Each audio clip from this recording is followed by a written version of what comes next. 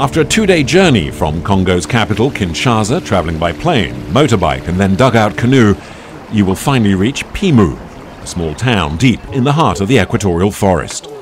Families and the surrounding villages live by hunting, fishing and agriculture. Generations have practiced slash and burn farming.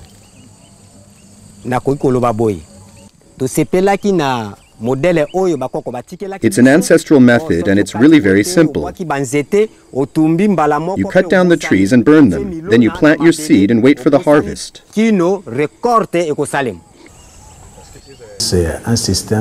The system eats up land and forests. Each year, the trees are cut down and the soil weakened by slash and burn shifting cultivation. We need alternatives.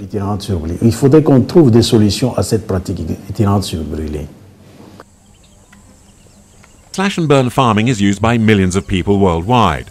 Almost 400,000 hectares of forest go up in smoke each year. The technique is damaging for the forest, while with the gases given off by burning, aggravates climate change.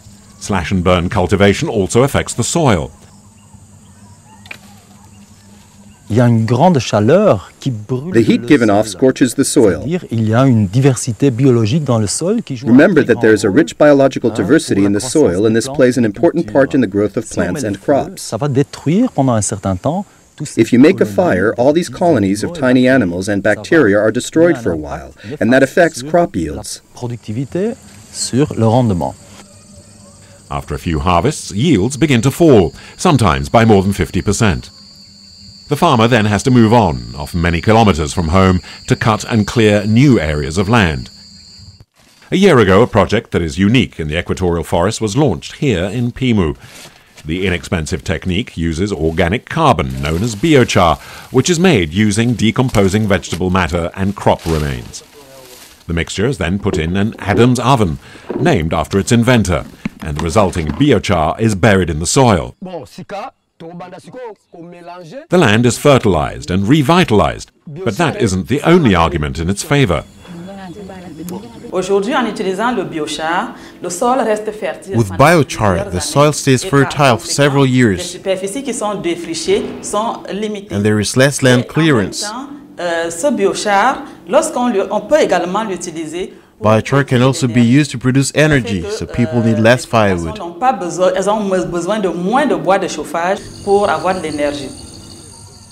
The project, directed by ADAPEL, a Congolese NGO and funded by the Congo Basin Forest Fund, an organism hosted by the African Development Bank, should last 3 years. Since its launch in 2010, 100 or so farmers have participated. I had my doubts because I'd never heard of the idea of putting organic carbon in the soil. I tried it anyway. The slash and burn system is very simple, and biochar seems more complicated. In the first year, you have to pull everything up by hand, but in the end, you realize that you can keep working the same field year after year, while other farmers have to move on to clear new fields. It's too early for the project's teams to be able to provide clear data, showing a significant increase in yield. However, the farmers themselves say they have noticed the difference. The biochar technique also means access to carbon exchange markets. Decomposing vegetable matter ejects CO2 into the atmosphere. Biochar converts it into carbon that it traps in the soil, thereby reducing greenhouse gas emissions. The quantity of carbon that is being captured can then be sold on international markets, providing the community with extra revenue. There's a genuine market out there. A ton of CO2 is merchandise with its own price. At the moment, it is worth about 20 euros, but the rate fluctuates. It's like oil prices. Getting into the market is an expensive business. It can cost as much as 200,000 euros.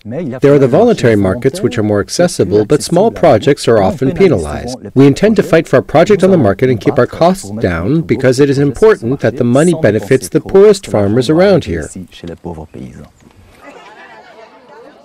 Until the project is widely adopted, hectares of forest will keep going up in smoke, and food security for farmers will remain unpredictable. The stakes are high, but if the biochar project proves financially viable, it could soon be applied to the entire rainforest and even the continent.